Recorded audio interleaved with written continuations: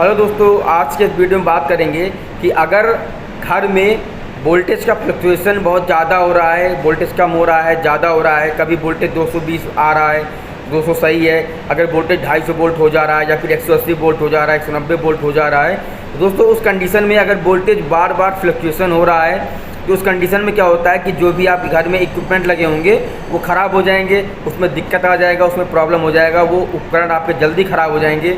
अब दोस्तों जैसे कि आपके घर में टीवी है, फ्रिज है, कूलर है, वॉशिंग मशीन है, अब अगर वोल्टेज का फ्लक्चुएशन बार बार होगा तो दोस्तों अंडर वोल्टेज और ओवर वोल्टेज के कारण जो भी आपके घर में इक्विपमेंट लगे हैं वो ख़राब हो जाएंगे, उनसे प्रॉब्लम आ जाएगा। अब दोस्तों इन सबसे बचने के लिए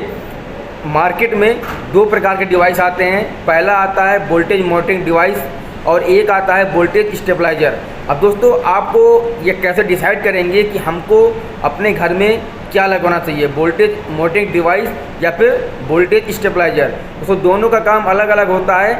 और वोल्टेज मॉनिटरिंग डिवाइस थोड़ा सा बेहतर है वोल्टेज स्टेबलाइज़र से। अब वो दोस्तों कैसे बेहतर है आज के इस वीडियो में इसी बात पर डिस्कस करेंगे और आपको अपने घर में वोल्टेज मॉनिटरिंग डिवाइस लगाना चाहिए या फिर वोल्टेज स्टेबलाइज़र। तो दोस्तों चलिए शुरू कर लेते हैं बगैर टाइम वेस्ट किए। तो दोस्तों कई घरों में आज भी और लोग लगवा भी रहे हैं वोल्टेज स्टेबलाइज़र और बहुत कम घरों में आपको वोल्टेज मॉनिटरिंग डिवाइस मिलेगा, यानी कि वोल्टेज मॉनिटरिंग रिले आपको मिलेगा। अब दोस्तों दोनों का फंक्शन अलग अलग होता है। वोल्टेज स्टेबलाइज़र का दोस्तों काम क्या होता है कि अगर मान लीजिए कि वोल्टेज कम ज़्यादा हो रहा है तो मान लीजिए कि अगर इनपुट में यानी कि जो आपने सप्लाई ले रखा है वहाँ से अगर वोल्टेज आपका 200 वोल्ट आ रहा है तो ये आउटपुट में 220 वोल्ट आपको दे देगा। या फिर अगर वोल्टेज ज़्यादा आ रहा है, मान लीजिए 250 वोल्ट आ रहा है इनपुट में, तो आपको ये वोल्टेज कम करके दे देगा, यानी कि 220 वोल्ट दे देगा। लेकिन ये वोल्टेज का फ्लक्चुएशन आपका जारी रहेगा, यह खाली तभी आपका काम करेगा जब वोल्टेज कम ज़्यादा हो रहा होगा, तो ये वोल्टेज को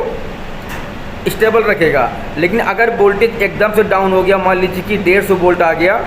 तो दोस्तों उस कंडीशन में क्या होगा कि आपका जो स्टेबलाइज़र होगा उसको आपको बार बार सेट करना पड़ेगा और अगर आपने सेट नहीं किया तो दोस्तों जो भी आपके उपकरण होंगे वो ख़राब हो जाएंगे। लेकिन दोस्तों वोल्टेज मॉनिटरिंग रिले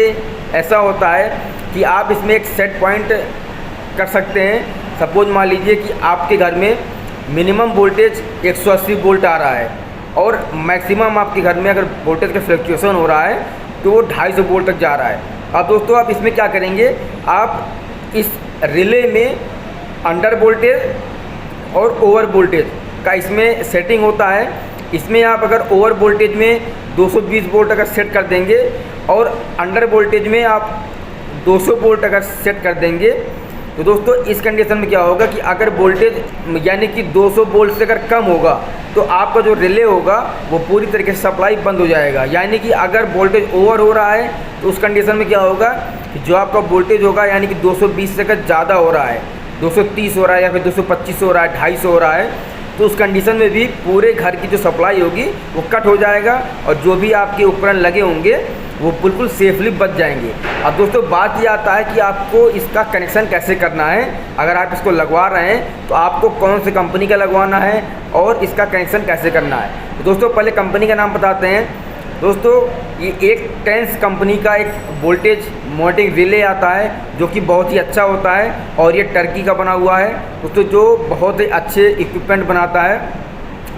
अब अगर आप इसको लगवा लेंगे दोस्तों, सबसे पहले आपका मेन मीटर होगा एनर्जी मीटर, उसके बाद में आपका जो घर में 2 पोल का MCB है वो रहेगा, यानी कि जो इनपुट निकलेगा, फिर आपका MCB रहेगा, MCB के बाद RCC भी रहेगा, RCC के बाद वोल्टेज मॉनिटरिंग रिले होगा, इसके बाद में फिर आपका जो भी लोड होंगे वो कनेक्ट होंगे। अब दोस्तों अगर वोल्टेज कम हो रहा है या फिर ज़्यादा हो रहा है तो आपने पहले ही उसमें सेट कर दिया है कि वोल्टेज अगर 220 से अगर ऊपर जाएगा यानी कि ज़्यादा जाएगा तो ये रिले सप्लाई को पूरी तरीके से कट कर देगा, आपके घर की जितनी भी सप्लाई है उनको बंद कर देगा और जैसे ही वोल्टेज 220 के आसपास आ जाएगा तुरंत ही सप्लाई चालू हो जाएगा। आपका जो इक्विपमेंट है होगा वो ख़राब नहीं होगा, जो कि बहुत ही अच्छा डिवाइस है दोस्तों। अब अगर वोल्टेज कम आ रहा है यानी कि 200 वोल्ट से अगर कम आ रहा है, जो कि आपने अंडर वोल्टेज में 200 वोल्ट सेट कर दिया है, तो 200 वोल्ट में क्या होगा कि जो भी आपका वोल्टेज अगर कम आ रहा होगा यानी कि 200 वोल्ट से अगर कम आएगा तो यहाँ पर ये सप्लाई को ऑफ कर देगा और आपका जो इक्विपमेंट होगा वो बच जाएगा, किसी भी प्रकार का दिक्कत नहीं आएगा। दोस्तों इसमें इसी प्रकार से सेटिंग कर सकते हैं। ये अंडर वोल्टेज और ओवर वोल्टेज को सेंस करता है। वोल्टेज अगर कम ज़्यादा हो रहा है, वोल्टेज का फ्लक्चुएशन अगर हो रहा है, तो उस कंडीशन में ये इक्विपमेंट को जलने से बचा लेगा और आपका इक्विपमेंट जो होगा वो डैमेज नहीं होगा, किसी प्रकार का प्रॉब्लम नहीं आएगा। तो दोस्तों आप अपने घर में